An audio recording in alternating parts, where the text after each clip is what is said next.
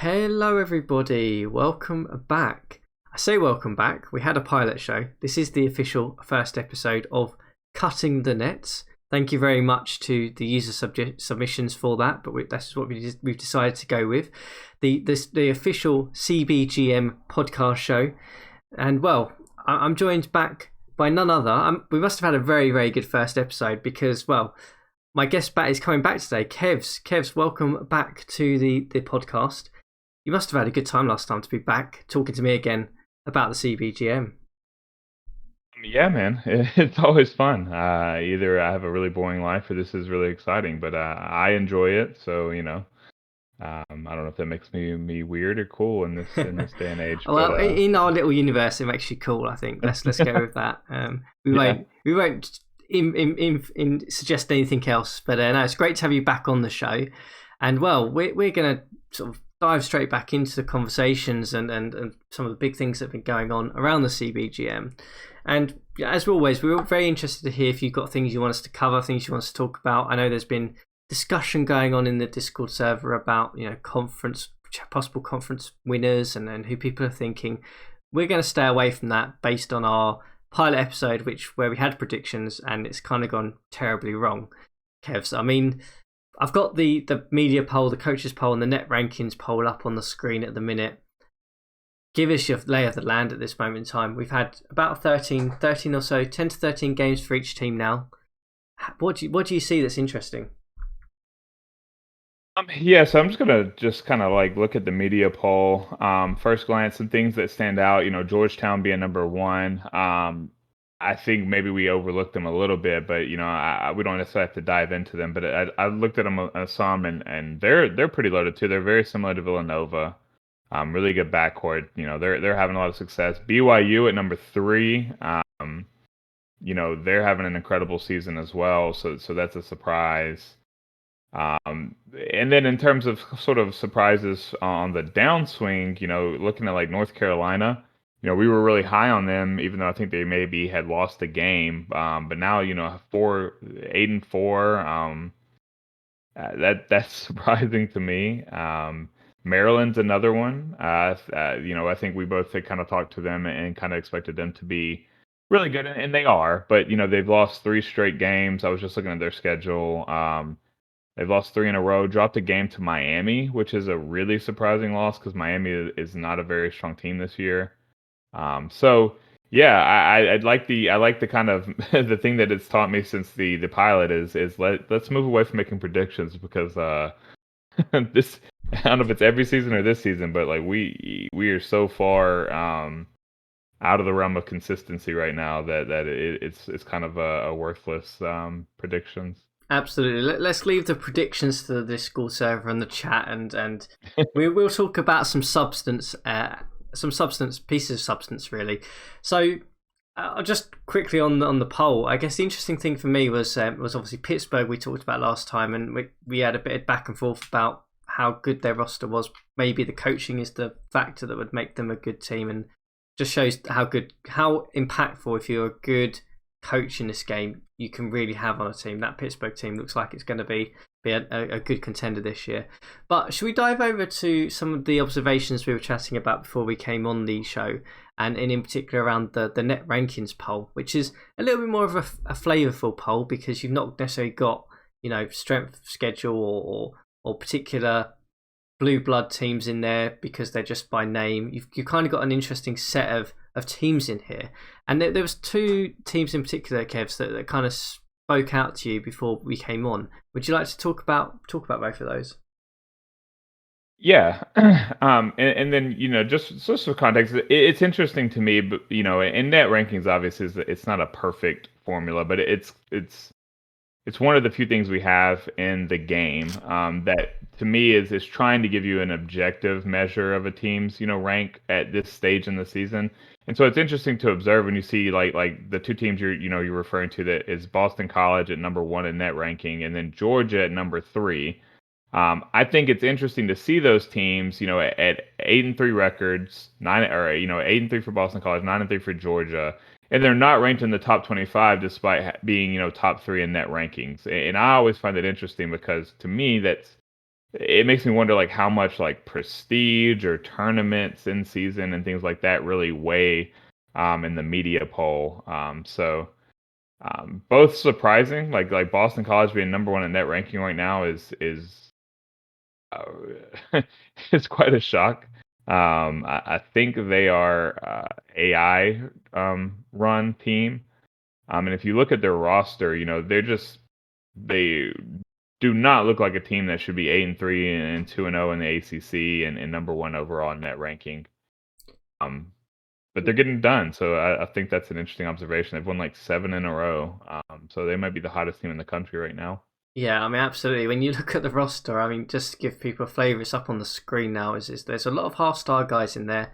You know, basically the rotation is a mixture of 1.5 stars to a 3.5 star guy, really, in the likes of Jamal Jensen, the junior. But yeah, on paper, certainly not an elite team. I mean, I would look at this, and the immediate thing that stands out to me on the ratings is that their actual inside defensive ratings of their players is just really bad.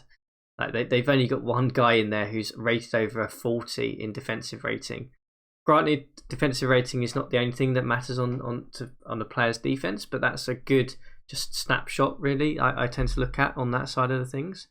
But I mean, if we go to their stats, this is what's really interesting. I think from my perspective, is that you've not really got anyone on this team who's really putting up solid numbers. You would think with a team like this, Kevs, wouldn't you? If it's a team that's not got real decent talent, but are winning games and winning games by a very, very good margin, that there would be one, maybe two players who are just really standing out in terms of points, in terms of percentages, in terms of metrics that would really put this team on the map, and you go, okay, that's the guy who's carrying this team. But it doesn't appear to be that way. No, it doesn't, and it's it just made the game is so interesting because I think they're a perfect example of maybe why the net rankings don't drive your media poll is because you have to expect based on the information we know that they're going to fall off, um, and if they don't, then like wow, that would be surprising. But yeah, to your point on stats, if you look at it, like Cy Wilson is a freshman, he looks like he's leading the team in scoring. And it's really interesting to me through 11 games because, he individually has pretty good numbers. He's shooting 45% from the field, 42% from three, 94% from the free throw line. But if you like pull up his profile, he's a half star current rating guy, half star potential. And so, that to me is just fascinating because, the AI somehow is getting a lot out of him. And I wish I knew how to get those out of my players. Because I don't get that kind of productivity from my half star guys. But Yeah, it's really interesting. I mean, the only good thing on Cy Wilson's ratings is his outside shooting, and you could probably argue his athleticism's not bad either. I mean, outside shooting 80, athleticism 64. Everything else is just terrible. So it's just really, really interesting. I mean, another guy that I was interested in having a look at, if I go back to the basic stats, was around the likes of Casey Stukes as well. So he's probably one of the better players on the roster. He's actually putting up fairly good numbers as well. I mean, he's 11 points per game, 1.3 assists, 4.5 rebounds. Shooting is just atrocious. But on paper, if you were to be given to these two players, Cy Wilson and Casey Stukes, and say which one do you think would be the better player in the CBGM, you would look at Casey Stukes every single day of the week. But there's an argument to be said that Cy Wilson is just absolutely tearing it apart based on what his actual ability should be. yeah. Yeah, and it's hard to get a solid takeaway from that, which again makes the game kind of interesting and dynamic, is because maybe you can't just read into the ratings fully by itself. Sometimes you got to look at the stats and just accept it, maybe. And of course, 11 games is a decent sample size. It will be interesting to see can he keep that up for the remaining 20 games that they have to play or whatever. But um, I've got to think they'll fall off at some point. But Yeah, I mean, I'm just I will say this though, Kevs. I mean, they have played some okay teams as well. It's not like they've hmm been playing some easy schedule teams. I mean, they beat Oklahoma, who are ranked 12 at the minute in the actual poll. yep, They did lose thumped to them. they thumped them. They absolutely thumped them completely by 20 plus points. Yeah. They played Washington, who are not a bad team, to be perfectly honest with you, on paper. Georgia Tech, who are not a bad team. Virginia, who are not a bad team, and they're not just beating some of these teams; they are thumping them. So to your point, I think it's really interesting, and I think one of the things I really enjoy about this Draft Day Sports College Basketball 21 over alternatives at the moment is because you do have these little nuances of players who on paper just don't look very good, like you do in real life. If you look at some players in college and you look at their stats and you go, there's no way that guy puts up, I don't know, 15 points per game off 45% shooting, 50% from downtown or whatever. And you look at him, you go, he's not going to be a pro player. He's never going to play pro level, but he's a very, very good college player. And I think that's kind of the little nuance that we're kind of seeing with some of these teams now.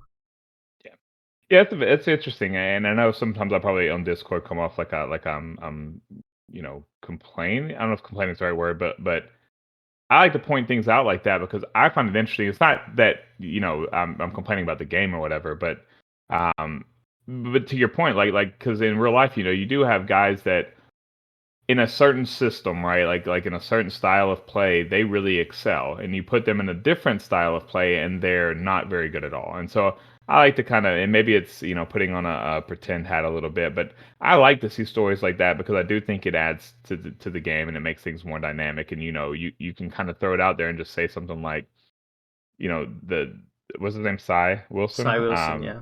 Yeah, he just excels in what Boston College is doing. Yeah. And I tell you what would be a really nice little additional layer for them to add to this game. I was thinking about this when we were talking. Really, was if he was a type of player, say for example, who's putting up good numbers above his ratings, then it'd be nicer to see just his ratings start to sort of get more of a bump as such to sort of reflect that. So that because he is only a freshman as well. Let's bear that in mind. So he's not a senior. He's not an established senior who knows the system. Who's like got top ratings in particular styles that Boston run. He's still learning those schemes. But it'd be nice to see if he just got maybe like a potential bump or just a current ability bump as the season sort of progresses. Not suggesting he becomes a 5-star player, but looking at him, he's a half a star guy. Maybe he goes up to 1.5 star. The potential doesn't ever sort of really get beyond that. But it'd be nice to see if that additional layer was reflected to sort of say you can bring in guys who are so on paper look absolutely terrible, but if they perform, they might on high school they might not have been a good player. I mean, you look at the perspective of him, but when he comes into college, he's just up to level. He's more focused, he's more buckled down. Maybe he's just, as you said, he's in the right system of play and just fits him. And just it'd be nice to have that sort of reflected, I think, going forward. But it's an interesting facet in this game, definitely.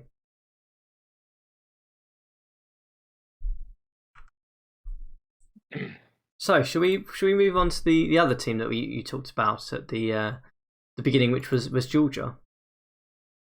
Yeah. Now Georgia, I've looked at a little bit more. I think Boston College may have jumped up in the net this last sim, but Georgia I was glancing at because they were the first team that kind of caught my eye on.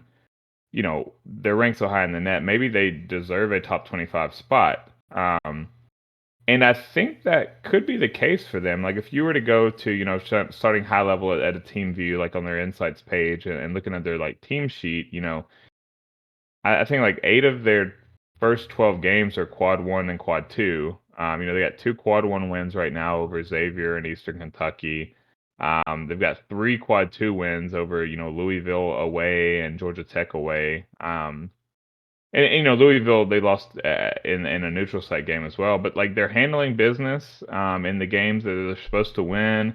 They've gotten a couple of wins over ranked teams at this point, or at least highly ranked net teams. So Georgia's another very interesting one to me. Just from that alone, is I think maybe they deserve a spot in the top 25 because they're getting it done more so than I think some of the teams that have those spots right now. Yeah, no, I completely agree with you. This is one that perplexes me with the top 25. I would definitely have Georgia in there because if you look at the games they've lost to Kansas, North Carolina, and Louisville, who they actually did beat Louisville again when they played again a little while later. So you could argue probably that really it's only two actual losses to notable teams in Kansas and North Carolina. Louisville's been split 1-1, and in everything else that they've played, they've beat. They beat Xavier, they beat Eastern Kentucky, who are the other quad ones as you mentioned, and they're not playing easy opponents. I mean, they're playing a good proportion of quad 2 and quad 3 guys as well in there. So Yep. yes, it's an interesting one. I mean, in terms of the roster, it's obviously much better than Boston's roster, and you had an interesting insight into that as well.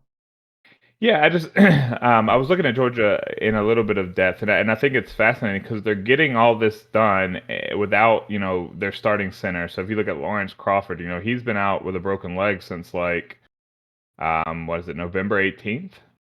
And so if I'm remembering correctly, that I think that's like the first sim in the league this season, or right around one of the first two.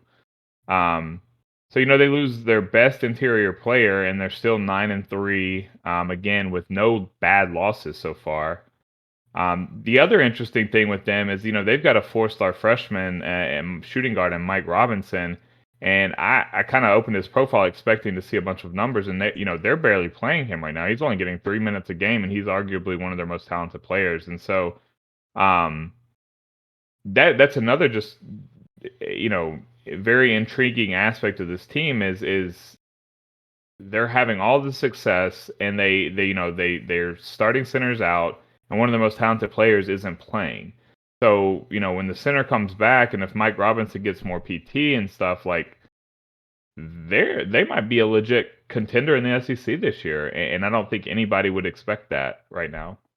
No, I agree. I mean, I would say in terms of Mike Robinson's lack of minutes, I mean, they do have Louis Lane, who is a senior, who is probably arguably just as good as Robinson at this stage. He's putting up pretty good numbers, to be perfectly honest with you. 16.3 points per game, 44% shooting, 47% from downtown is not too terrible. And then they've got Aaron Beek, who is playing on the wing again. A senior, so he's kind of behind two seniors in the rotation, and Aaron Beek, I would say, is probably a really nice scoring, sort of efficient scoring wing. So I guess that's where his minutes have been sort of squashed into. I think the interesting thing is that they are playing Ronnie Ravenel, I believe, is how you say it, at 11 minutes per game, and I would expect Robinson to take those minutes and sort of use them rather than Ravenel. So it's interesting that it seems like in this case that Georgia have gone down the route of playing the more experienced college players first, rather than necessarily giving freshman minutes if they can help it. Yep. Yeah, I think you're right. I'm looking at their depth chart, and at first glance, he caught my eye, but you're absolutely right. They do have depth on the wing spots. Lane and Beek have obviously been really solid, and then they also have Sullivan, who's backing up a lot of those minutes, especially at both small forward and shooting guard. So I do think you kind of hit on that. It looks like they are going more senior heavy. And that probably makes sense for them, because if you just look at their points per games, both offensively and defensively, it looks like they're a type of team that's really trying to slow the game down, run sets, and kind of win on the defensive end, and being as efficient as they can be in executing their offense. And so that makes perfect sense, which is why we do some of these deep dives, because it's sometimes you get caught up on the hype of a really quality freshman, and and maybe it's not the right move to necessarily just play him. I mean, again, he doesn't necessarily need to develop, because he's already really good. So yeah, so I can totally see that, and kind of see what the thought process is there for sure. Yeah, and another interesting caveat to this point really is that Louis Lane is also a walk-on. So he's not actually a scholarship player, which is even more fascinating if you think about it in terms of the real life context. If you were Mike Robinson, you'd be really, really annoyed that you've got a senior walk-on who's playing significant starting minutes over you. If you've got a scholarship from that team, I don't know how that would play out in the game, whether he would just get annoyed or frustrated with that. But it's just interesting, again, and another really good walk-on that Georgia have had that they're utilising. And you can see from Mike Robinson's profile I've just pulled up, his coach relationship is at 32%, his team relationship is at 37%, and his playing time as he wants solid minutes. So, and he's also not a friendly personality, so he might be an interesting transfer prospect if they don't give him some minutes soon. Yeah, that's a really good observation. I can tell you the way it would work, as we probably all know in real life, is that Lewis Lane would have a scholarship at this point. Yeah, yeah. But yeah, no, point totally taken. I'm gonna keep an eye on Robinson, to be honest with you, because if he transfers out, I'm gonna go try to get him with one of my teams. He's a nice prospect. I wouldn't mind having Robinson over in Michigan. I'll tell you that. He looks like a very, very good two-way player. To be perfectly honest with you. So Yeah. But yeah, no, I mean, again, I think Georgia's just a fascinating case. I'm really interested to see how the SEC schedule goes for them, since we haven't really gotten to that yet. Um, but I think they have a chance. I think they have a chance to really, especially again when Crawford comes back, whether they play Robinson or not, they obviously have depth at that position and have been successful so far. So um, I could see, I'm not making a prediction, but I could definitely see them being a dark horse in the SEC and causing some problems for teams. yeah, absolutely. I mean, on paper, it's working perfectly for them at the moment, and there's no reason to suggest why it won't necessarily Yep. not change on that trajectory at the minute. But yeah, Georgia, a very interesting one. I think we both agree they probably should be ranked at this stage. Yeah, I do think they should. I mean, you still got Xavier there at the 25th spot. Just going back to that, and then they're 7-4. Georgia's, I think it was Georgia that has beaten them. Um, they're I won't go through it too much more than that, but I do think there are teams that probably deserve to be in the top 25 over teams like Xavier and a 10-5 Duke, etc. So Yeah, yeah, no, I do agree with you. So that kind of wraps up a little bit of an overview of the poll. Should we dive into some of the league leaders in terms of the basic metrics that we've got, and just pull if there's any observations there? Because I think last time we talked a little bit about it at a very high level, last couple of minutes. Obviously, this has all considerably changed now since we last talked. So got the likes of Cedric Julius, who is now leading the points per game with 24.1. I'm interested to get your thoughts on him in terms of not only his current college career, which, to be fair, is going very, very well. I mean, it's a big jump in terms of his output this year from 15.7 points per game to 24. A lot more efficient, 49% as well from 44%. But also in terms of pro prospects as well. yeah. So one quick question: Are you filtered on Big Ten by chance in the top left, or Oh, is I it may be entirely actually. filtered? Oh, that is a very bad mistake. Let's not talk about Cedric Julius then. Very I quickly mean, then. he's still up there. He's Okay, still up there. he's still up Just there. He's six. Apologies. So I mean, let's. I will say very quickly then on Cedric Julius, just to give the spotlight to him for 2 minutes. I Mhm. think he probably looks like a first round pick at this stage, in my opinion. Great defensive ability, discipline, IQ is okay, very good inside scorer. My only concern with him is that again his height and weight leans maybe to playing small forward in the pro game, and he needs to certainly develop a better outside shot for him to basically be considered that first round pick. But Yeah, he's another interesting one because I thought the same thing, and then I was just looking at his player stats, but he's actually a 40% 3-point shooter on 100 attempts so far in his career, and so yeah, yeah, um, does that translate to the NBA game? I don't know, but I totally agree with you that he looks like he could definitely be a first rounder. He might make a really good small ball power forward, maybe if that shooting number is not just a fluke, if he really has a 40% type of outside touch. But I do think he's kind of going to be penciled into being a more of a small forward type. But yeah, he's a stud player. I mean, when you're getting 11 rebounds, I think he leads the country in rebounds at 6'7", 200 pounds. So he does. Yeah, yeah, and he's also, I mean, interestingly, he's also getting 4.4 assists a game, 1.5 blocks, and one steal. yeah, So he's not just a scorer. He can do a bit of everything. Um, yeah. but I mean, I have him pegged as a first round pick in my mind at this moment in time. He could go top 15 if he gets that 3-point shooting percentage back up to where it was last year, which was about 42%. Then I basically, that's a lock for a top 15 pick. He can do everything then at that point, pretty much, from what you would expect from a rookie anyway. So, Yeah. Yeah, he's but definitely going to find a spot on the roster somewhere. yeah, absolutely. So we've dived into Cedric Julius, talking about the leader of the rebounds per game by accident. Apologies for that. Should we go back and talk about the leading scorer in the nation then, which is Bernie Newton from Baylor, who is putting up 27.8 points per game on pretty terrible shooting numbers. I will say at 39%. That is a worry. But interested to get your takes on Bernie. Yeah, he so what I'm starting to see on these leading scorers, the trend is it's guys who get to the foul line. But overall, like Bernie he's an incredible scorer. He's not the most efficient scorer, but he's getting it done. But again, yeah, the thing that pops out is he's definitely a volume shooter. But he's got 140 roughly free throw attempts in 11 games. So again, he's one of these guys that's getting to the line, you know, 10 to 12 times a game, and he's getting, 8, 9 of his 28 points from the free throw line.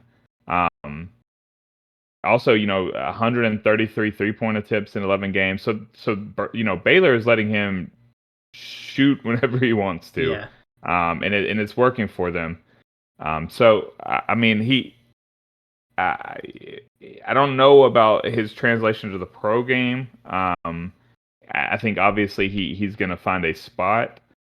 He's a very poor ball handling 6'4" guard, and that's yeah, where things get interesting for him. Is what is his niche and fit in the pro game? Because right now you're not bringing him off as a shooter and a scorer really because of his inefficiencies.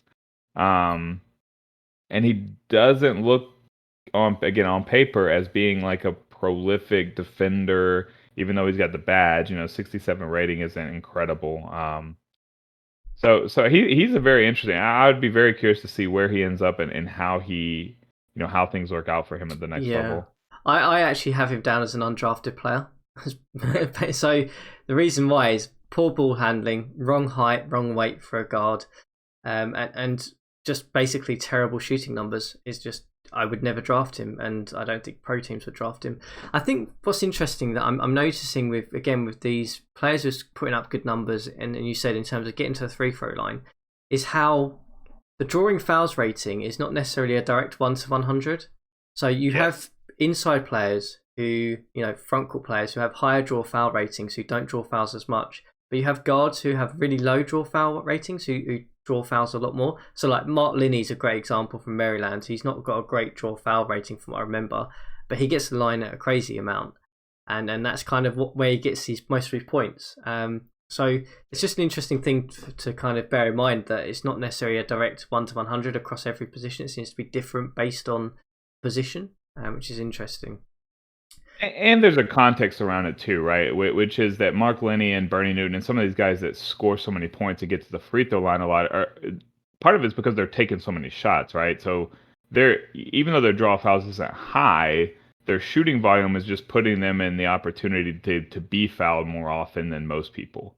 And Yeah, so part of it is that it's not necessarily that they're going in there and earning all of their free throws. It's the fact that they're driving and being aggressive and shooting the ball so much, and they're getting to the charity stripe. And then, a lot of these guys just shoot free throws really efficiently, which is helping them offset some of those missed shots and stuff. The other observation, and I can't remember the rule. It just popped in my head. Is I can't remember if in college, if you're fouled on a shot attempt, if they still count it as a shot attempt or not. In the NBA, I think they don't, and in college, I would expect them not to either. But if they do, that would be interesting as well. Maybe that's part of the reason they shoot so inefficiently. yeah, maybe. I'm not too sure how they do that in this game. To be honest, I know in the pro one they don't count it. I don't think so. And I don't think they should count it here either. So No, so no, it's probably the same engine, so I'd expect it to be consistent in that sense. yeah, yeah, I think that's probably right. Yeah. So should we move on to Anton Gordon and talk about him? So he's leading the league in assists per game at 7.1. Interesting guy. He's a 6 foot point guard. He's looking like a fairly okay player at this level. I mean, 18 points per game, 7.1 assists, 3.3 rebounds, and 1.3 steals per game, and he's got all kinds of crazy player types associated with him. His actual shooting numbers are not too bad, 44% and 40% from 3-point range. What's your take on him? this is Creighton, so this is, Chris, one of Chris's teams, and I'm sure Chris is salivating at Anton Gordon just because he looks like he's going to be a 4-year player, and he's really good at this level, right? I, no idea if he'll be an NBA type player.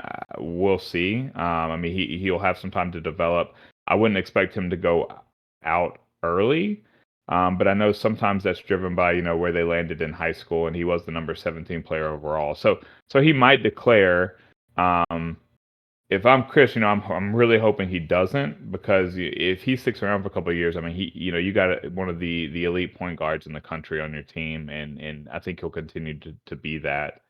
The most interesting observation is he only has a 28% team relationship, though, and I'm curious as to how, the coach relationship is it's still developing because he's a freshman, but does that team relationship lead to transfers as well? I would hate to lose a guy like this after one season. If Chris lost Anton Gordon to transfers, I think he might shut the league down. Right. To be perfectly honest with you, or he might be replacing his laptop at that stage, if I'm being honest. But no. In all seriousness, Anton Gordon is if he declares this year, that's a massive mistake for Anton Gordon. He needs Yeah. 4 years in college to then go in as an established college player, hopefully get some of these ratings up to be that 5-star potential player that you expect him to be. I mean, yeah, interesting. I mean, if he does become eligible for transfers, you're going to have pretty much every human GM throw him an offer, I would imagine. But yeah, Yeah. great to see that.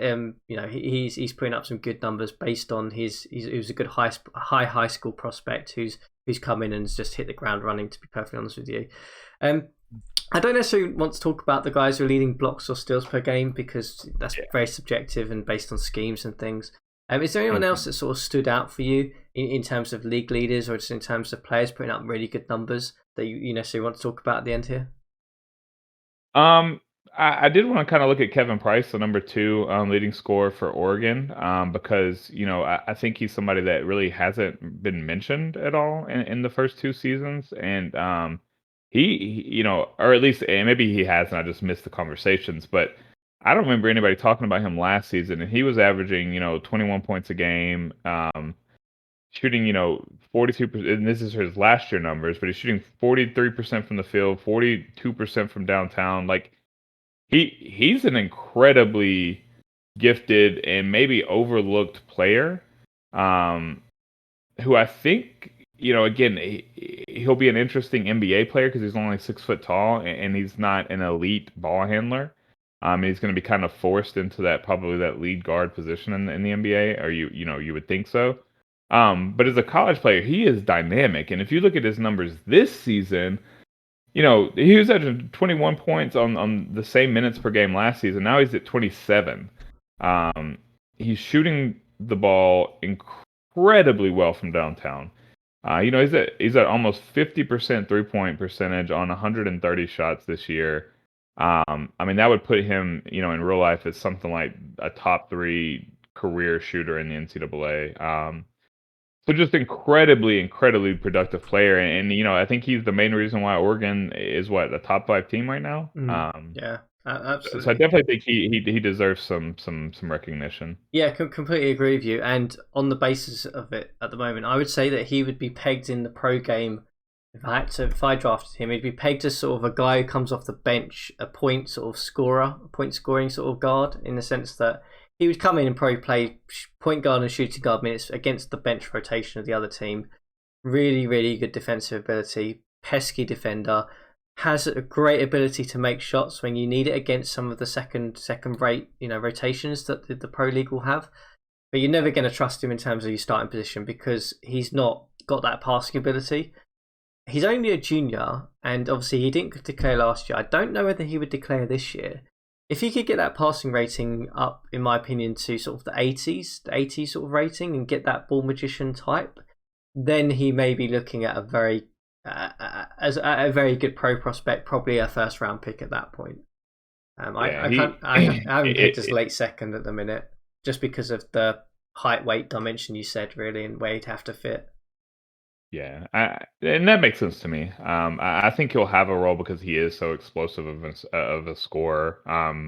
But yeah, you're right. Maybe his ceiling is like a Lou Williams type, where Exactly, Lou exactly. is a very small guard, but he's such a dynamic scorer that he's going to find a role in somebody's rotation. Yeah, But if he sticks around, I mean, Oregon's got to be you got to be considering them for without even looking at the rest of the roster, like another top 10, top 5 run just on his shoulders alone. But yeah, so that'll be interesting because he, I don't know how often juniors declare, but yeah. I I think mean, the there rest of was, the league wants yeah, to there see him was. leave. No, there was a fair few last year who did declare. I was Yeah, actually surprised at the amount of juniors who did declare. You obviously get all the, most of the high prospect freshmen tend to declare from what I could see. But yeah. yeah, it'd be interesting to see whether he goes in terms of draft intentions or whether he does become a 4-year guy. Because if he's a 4-year guy, as you said, Oregon are in a great situation to basically build around him. To be perfectly honest with you, he's just that good. So that kind of brings us to the conclusion of our first ever episode of the cutting the nets. Kevs, it's been great to have you on for a second time. I'm sure you'll be back for future episodes. And as always, we're really interested to hear if you guys have got any particular things you want us to talk about. We'll take any mailbag questions that you want to send our way. Drop them in the Discord chat. But Kev, it's been great to have you on.